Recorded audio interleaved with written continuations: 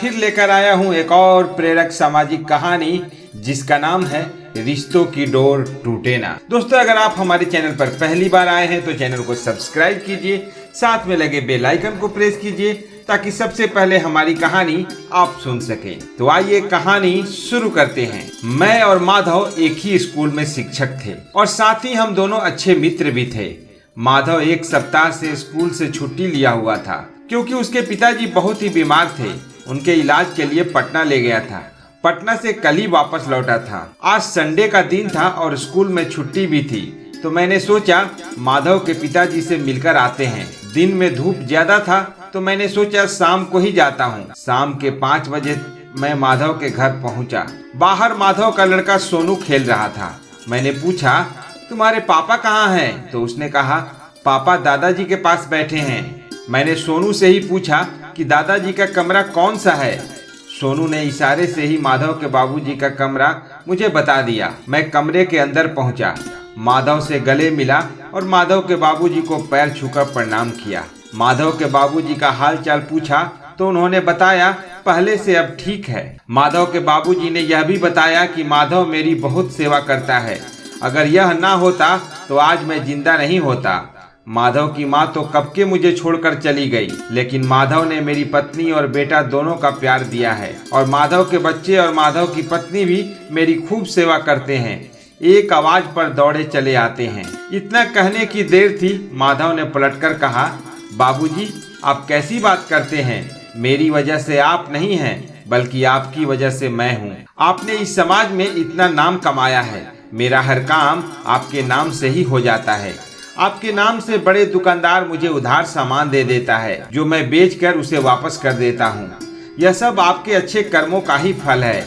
इतनी महंगाई में एक शिक्षक की नौकरी से घर चलाना बहुत मुश्किल हो गया है। इसीलिए माधव ने घर में ही एक किराने की दुकान खोल लिया है।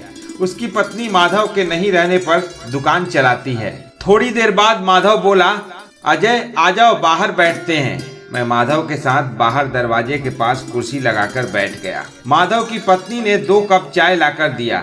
मैंने माधव की पत्नी को भी नमस्ते किया। हम लोग बाहर बैठे ही थे, तभी माधव के तीनों बड़े भाई अपने पिताजी के हाल चाल पूछने आए। आकर माधव से ही पूछने लगे, माधव बाबूजी कैसे हैं? माधव ने बोला, पहले से तो बेहतर हैं। माधव ने अपनी पत्नी से 3 और कुर्सियां लाने को कहा। माधव की पत्नी 3 और कुर्सी बाहर भिजवा दी। तीनों भाई ने वहीं पर बैठकर माधव से अपने बाबूजी का हालचाल पूछा। उसके बाद माधव की पत्नी ने तीनों भाइयों के लिए भी चाय लाकर दिया। चाय पीने के बाद तीनों भाइयों ने माधव से कहा, देखो माधव, पिताजी तो अब बूढ़े हो गए हैं, पता नहीं कब स्वर्ग यात्रा पर चले जाएं। इससे पहले हम सब लोगों को जो भी हमारा खानदानी संपत्ति है बाबूजी के रहते ही बंटवारा कर लेना चाहिए। बाद में आपस में लड़ाई झगड़ा ना हो, उससे यही बेहतर है। माधव ने कहा, देखो भैया, आप तीनों लोग मुझसे बड़े हो। आप लोगों के निर्णय मेरे सिर आंखों पर। आप खुद बंटवारा कर लीजिए और आप लोग जो मुझे दे देंगे वह मंजूर है। उसके थोड़ी देर बाद ही तीनों भाई वहां से उठ खड़े हुए और बोले, माधव हम लोग चलते हैं, घर के लिए सामान भी ले जाना है। अगले संडे आते हैं और संपत्ति का बंटवारा कर लेंगे। मैंने यही देखा। माधव के तीनों बड़े भाई माधव से ही हालचाल पूछकर वापस अपने अपने घर चले गए, लेकिन उन तीनों में से कोई भी बाबूजी से मिलने के लिए नहीं गया कि उनसे जाकर एक बार कम से कम मिल तो लें, हाल ही पूछ लेते बाबूजी कैसे हैं। तीनों भाई के जाते ही मैंने भी कहा, ठीक है माधव, मैं भी चलता हूँ। माधव ने कहा, अरे यार तुम कहाँ जाओगे? इतने दिनों बाद तो आए हो। तुम्हारी पसंद की लौकी की कोफ्ता मेरी पत्नी बना रही है, आज खा कर जाना है। तभी माधव की पत्नी आई और बोली, हाँ भाई साहब, घंटे भर और रुक जाइए, खाना खाकर ही जाइएगा। आप अपने घर पर फोन कर दीजिए कि अपने दोस्त के यहाँ से ही खाकर आएंगे। दरवाजे पर बैठे शाम हो गया था तो मच्छर भी काटने लगे थे।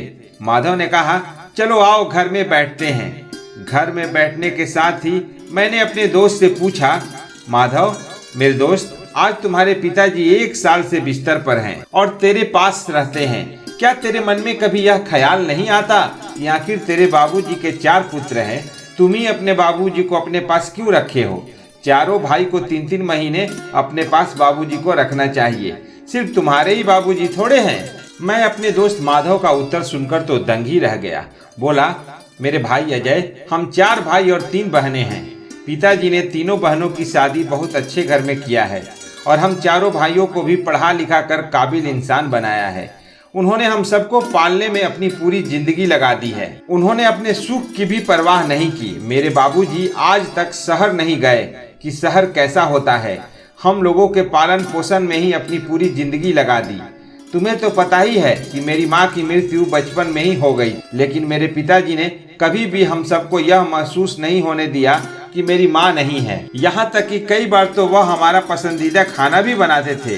दादी ने कई बार दूसरी शादी करने के लिए कहा, लेकिन पिताजी ने दादी की बातों को अनसुना कर दिया। उन्होंने हमारी खुशी के लिए दूसरी शादी तक नहीं किया।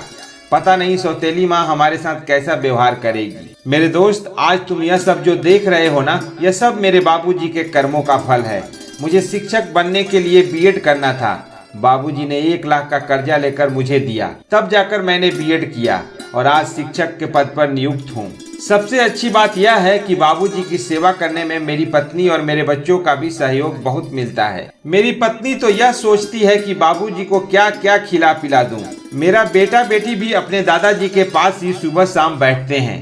मेरे पिताजी मेरे बच्चों को देखकर बहुत खुश होते हैं, उनका सिर सहलाते हैं और उनको ढेर सारा आशीर्वाद देते हैं।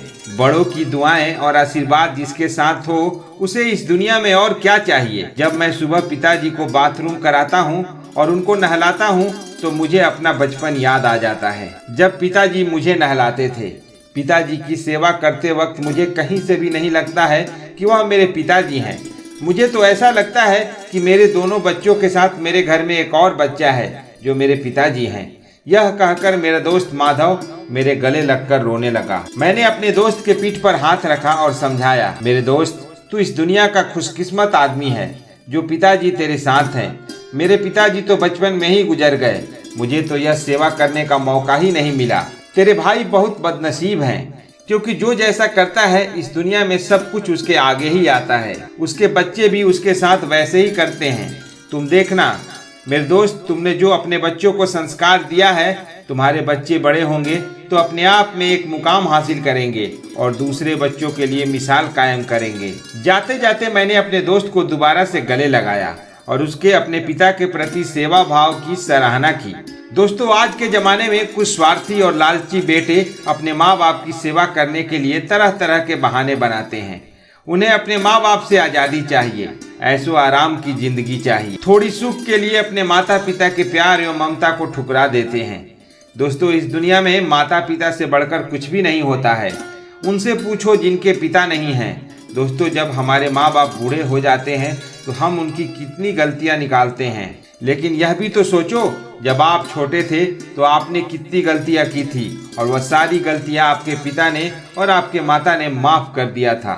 तो दोस्तों, उम्मीद है ये प्यारी सी सामाजिक कहानी आपको पसंद आई होगी।